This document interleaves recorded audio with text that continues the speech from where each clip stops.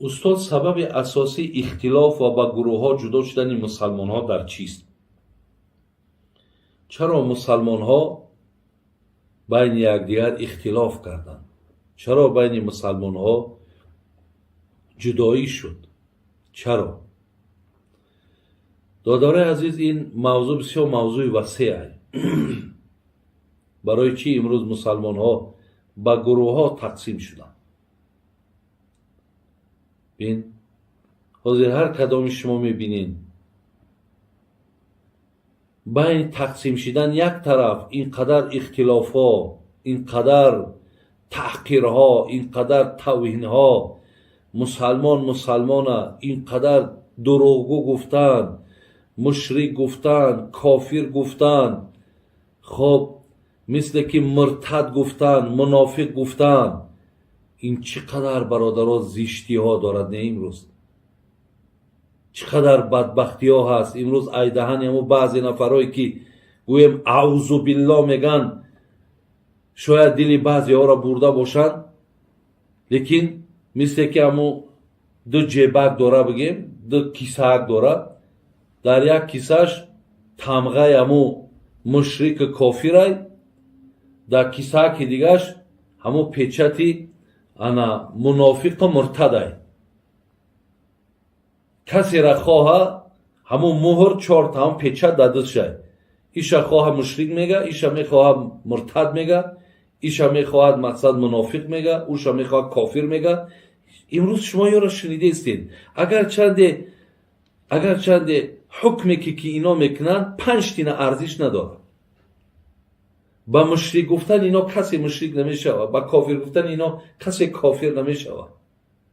زیرا همه یا به خودشون حالت داره.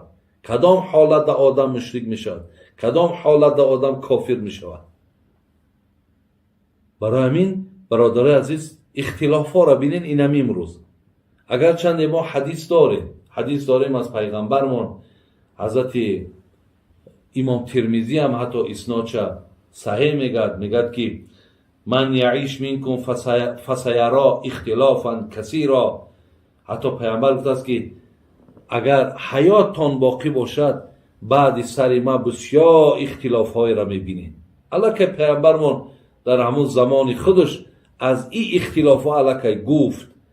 یکی از نشانه های بگیم آخر الزمان هم همین که در بین مسلمان ها اختلاف های زیاد می شود. این هم یک تاش وهابی می شود، یک تاش سلفی می شود، یک تاش خوارج می شود. بین هر مثال فرقه ها پر حاضر دیگر حساب نداره. هر کدامی همین به خودش گویم کتاب ساختن، دلیل ساختن، همیشه یکدیگر با کفر و با ضلالت و با مقصد مرتد و با کافر و با هر چی حکم کردیسن. یکم دانین دادرای عزیز که این اختلاف پیامبرمون گفت من یعیش منکم فسیرا اختلافا کثیرا. اگر شما حیاتتان باقی باشد آلی اختلاف های خیلی زیادی را میبینید.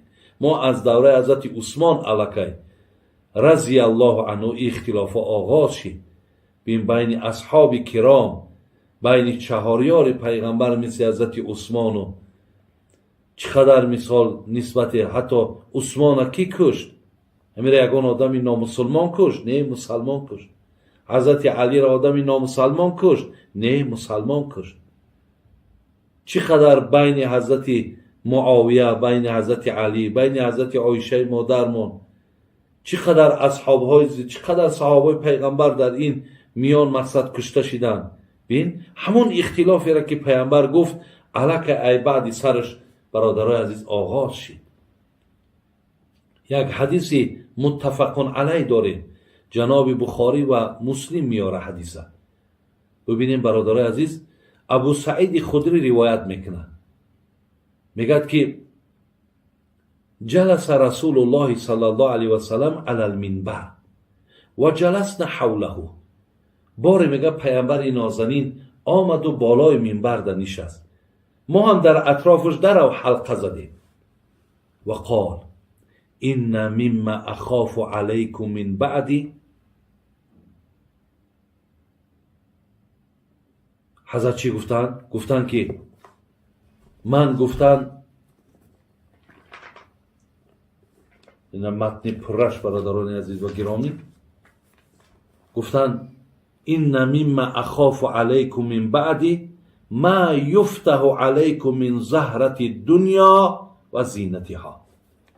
چی گفتن پیامبر ما؟ گفتند من از بعد خودم در حق شما ای امتام بسیار بسیار اخاف و می ترسم.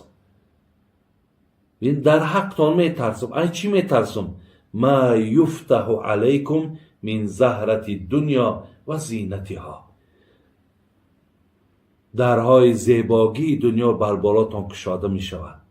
این دنیا چیزی که پیامبر میگو این دنیا حلوتون خضیرتون، دنیا شیرینه، دنیا سرسبزه.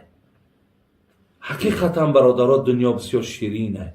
بین بسیاری ما برای خاطر دنیا شیده حتی دیگر قیامت ما فراموش کردگیم. به این خاطر برادران و خواهران پیامبر بین میگد می ترسم از بعد سری خودم که همین دنیا و زینت دنیا، شیرینی های دنیا دل شما را می برد. بین چشم شما را می برد، شما عاشق این دنیا میشین، شما تمام هستیتان را به این دنیا می بخشین. مادامی که این شید برادرای عزیز، بعد دیگر اختلاف نمی شود. ولی امروز همین دنیای اسلام رو ببینین، تمام همین جنگ و جوش و تمام همین نافهمی ها و تمام همین بگیم که هر روز یک گروهی نو، هر روز یک فتوای نو، هر چی صادر می شود همش به خاطر دنیا های برادران. یعنی همین نازکی دین مانه که فهمیدن به طریق دنیا ما را از یکدیگر جدا کردن. برای من نمیخوام که بعضی مثال ها از دوره صحابه بیارم که در همون جمع دنیا سبب شدگی بود، نمیخوام. ولی شما دانید که پیامبرمان از زینت دنیا، از زیور دنیا، از شیرینی دنیا در حق ما ترسید. زیرا گفت که این میتواند که شما ها را مقصد از یکدیگر جدا کنند. همین بی‌مهری را بی، بی‌مروتی را بی، حتی بین برادر با برادر ناسازی را بی، بین پدر با پسر جنجال را بی، همش برای دنیا هست. برای این اختلافی که شما گفتین بسیار موضوع وسیع برادر عزیز. فقط این قدانه که یکی از سخنهایی که پیامبرمون از باب معجزه گفتن همین بود که فسیرا اختلافا کثیرا، شما اختلافای زیاد میبینید. دیگر شما فهمیدیم که این دنیا هست که حضرت در حق ما از این ترسید. یعنی اینها سبب شدن و امروز اختلافات در بین ما هستند. خدای مهربان خیرتون تیاو، الهی مهربان از اختلافات، از این فتنه ها ما و شما را نگهبان باشه. سلام علیکم و رحمت الله و برکاته.